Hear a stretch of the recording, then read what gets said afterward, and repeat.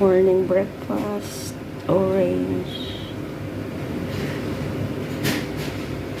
pork bun bread, pork vegetables, bun bread, orange, and 2 eggs. Siyempre, mawala yung protein drinks ng aking bunsong alaga. Yan ang breakfast niya everyday. No rice. Yan. Makikigaya din yung yaya. Ganyan din yung breakfast ng yaya. Ayan. Pero, iba yung aking bread. Yung may rice sa gitna.